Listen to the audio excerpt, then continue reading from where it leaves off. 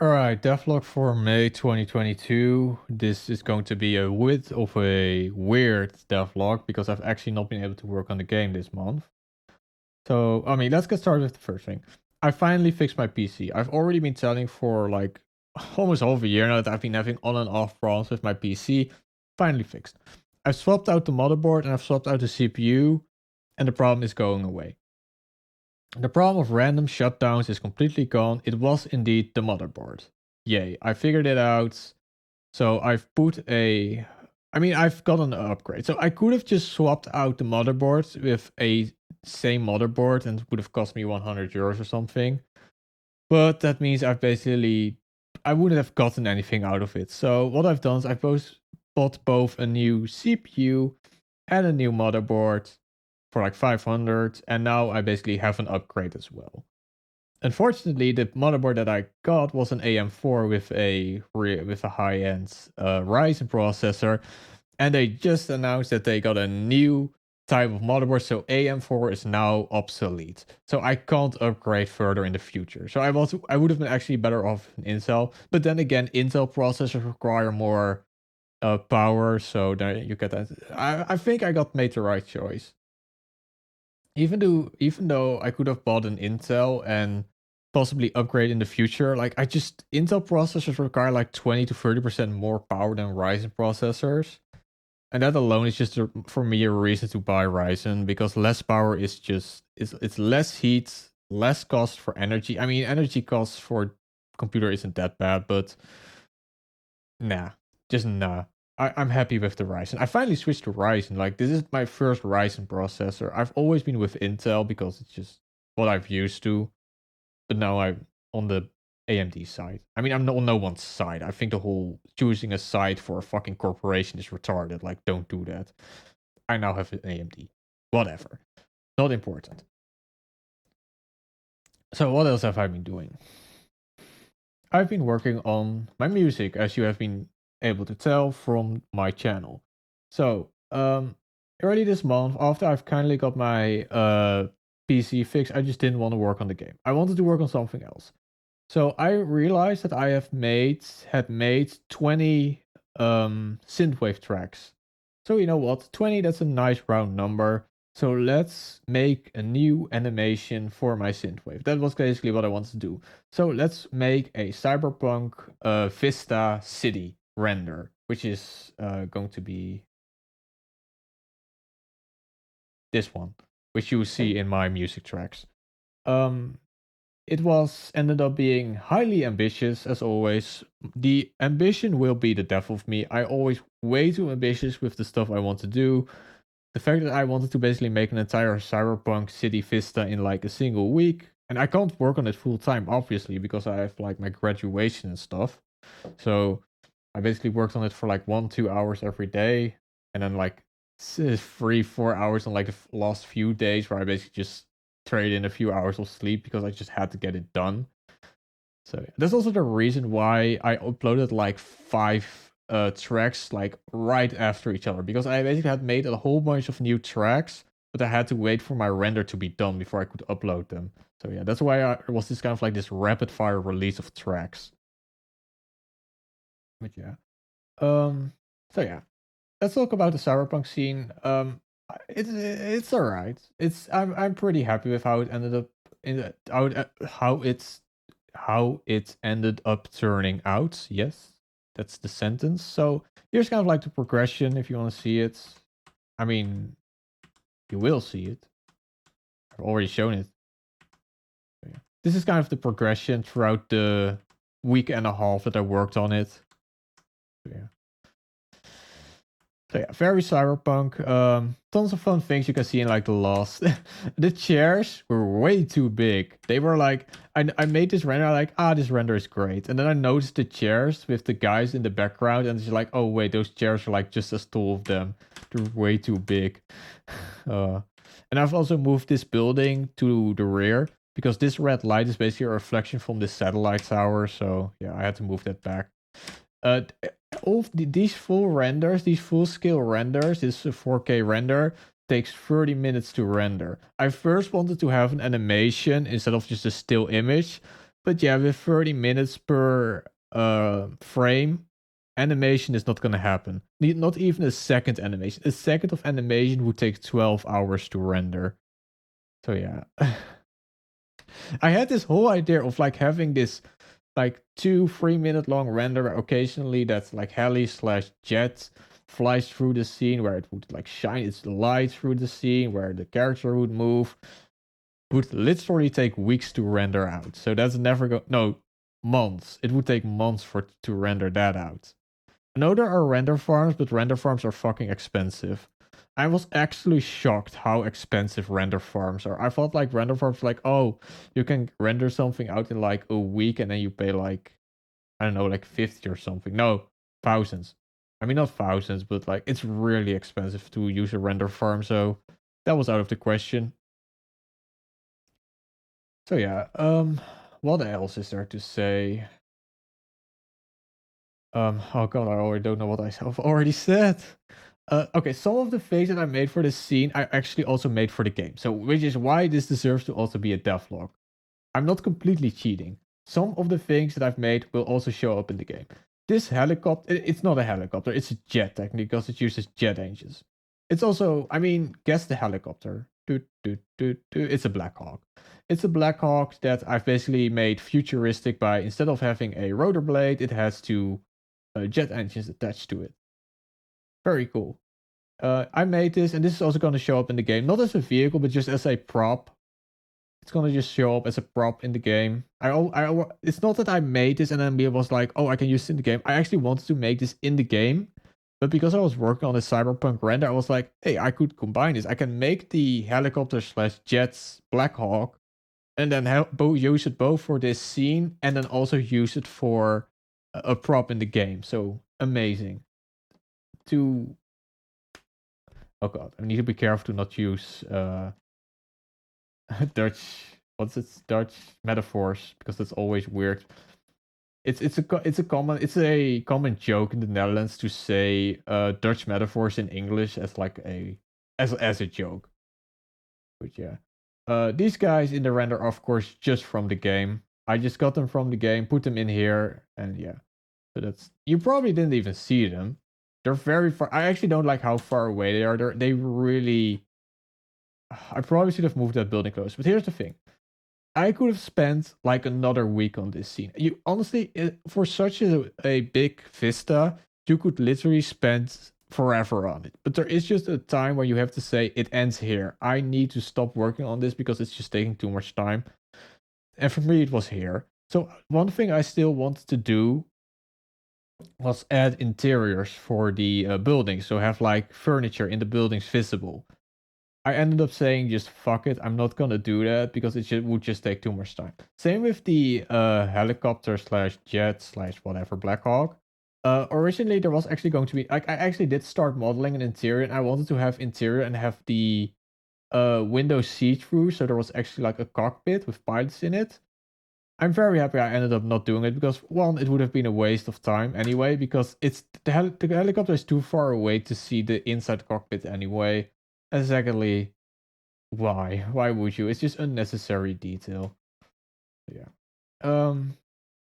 Another cool thing I made was, of course, some things that can be reused. So these chairs can be reused, these bottles can be reused in the game, these air conditioning units can be reused in the game. This is probably not gonna get reused. Yeah, these electrical boxes can be reused in the game. This is probably the best model I made. These barrels are from the game. This electrical box I'm probably not gonna use because it looks like 1950s technology. Looks really old, so probably not. Yeah. These solar panels can also probably be reused in the game. So yeah.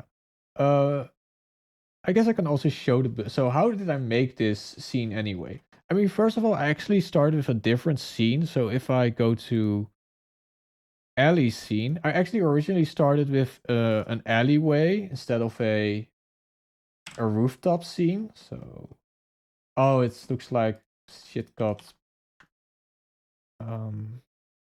looks like stuff got moved for some reason. Yeah.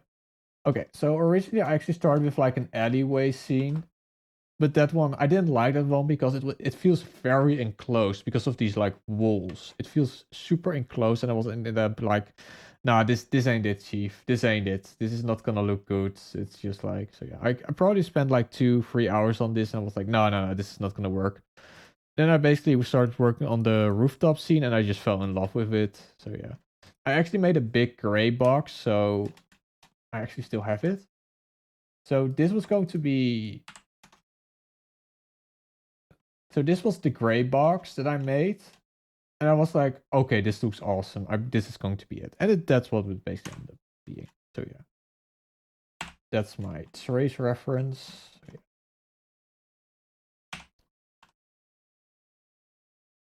yeah, tons of fun. So what I first started with these buildings. So the way I made these buildings, I basically made like them in parts. So I made parts of the building, and then I wrote a geometry node script that basically can change how many buildings you have. So this is something I completely made myself. And you can basically choose how the building looks. So more floors, less floors, more apartments. Looks awesome. They also have interiors. So which you can see in the render. I even bothered giving them interiors. I didn't want to go with the like flat facade, just give them interiors as well. And you could add furniture to them. You could probably also use them in a game. So if you are kind of smart with loading interiors, and so making sure you don't always load the interiors, you could probably even get away with making a game out of it, like procedural buildings for a game, which would be really cool. So yeah. And then I just made a whole bunch of props based off. So what I did was yes, I'm still here. Okay. What I did as inspiration for my rooftop scenes, I basically downloaded Mirror's Edge. Great game, still holds up today, especially in terms of graphics. I mean, it looks bad in like still frames, but when it's actually in motion, it looks amazing. It's still one of the best. Mirror's Edge is still one of the best urban designs, maybe even the best urban design in. Nah, Cyberpunk 2077 actually has the best urban design in any game. Too bad you can't explore any of it, and the game's completely shallow. God, Cyberpunk 2077. It should have been amazing, but it ended up being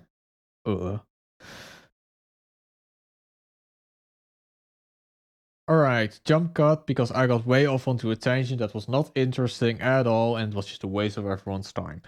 So, one of the two final things I want to talk about is the Cyberpunk cyborg character that I made with my mascot. If you want to know the background of the whole like deer mask mascot, basically once upon a time I saw on Reddit a guy who made a picture of like a deer skull that he got out of the river and it looked metal as fuck.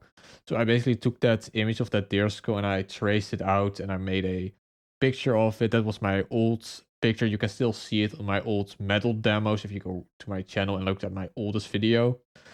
That's basically the background behind the deer skull. That's where it came from. I made a 3D model of the deer skull that I got a lot of use of because it's also the skull that's used for the warlock. I use it for my first synthwave animation as like a wireframe. And what I've now done is I used that deer skull as a reference to make a robot skull, and that's turned out to be the cyberpunk character that I made here. So that's basically the origin of the deer skull. Yeah, this was fun to do. I'm probably gonna add this character, not the skull. I'm probably gonna make a different skull for it. But this cyber character, I'm probably gonna put in the game eventually. Not in the demo, but in the full game. I'm probably gonna see if I can reuse this model. I already have the animation for it because I actually use the game animation rig that I have for my main for the human characters in the game. I actually just use the same rig for this model. So I can literally just take this model, put it in the game, and it would basically work instantly out of the box. So yeah. You can also see like the camo that I reuse for all of the Akova faction stuff. Pretty cool. This was also a cool practice because I got to sculpt a male torso, which is the first time not really the first time I did a male torso. I also did the male torso for the Minotaur. But yeah, if I could go to backups, this is like the sculpt I made for it. Which yeah, that's the spine. Yeah, So this is the this was a lot of fun to sculpt. So yeah, nothing more to say. So yeah, speaking of my synthwave tracks, so I made 20 synthwave tracks and I want a new animation. I'm pretty sure I said that. I actually can't remember if I said that. I hope I did. So yeah, I made my 20 tracks. Those first 20 synthwave tracks that I made are basically my experimental. It was basically my experimental phase where I experimented with synthwave, retrowave, techno, just general electronic music. I've really begun to love electronic music. If you want to know where that started, I mean, it started with Hotline Miami. Hotline Miami was the original, like, first game that really introduced retro electronic music.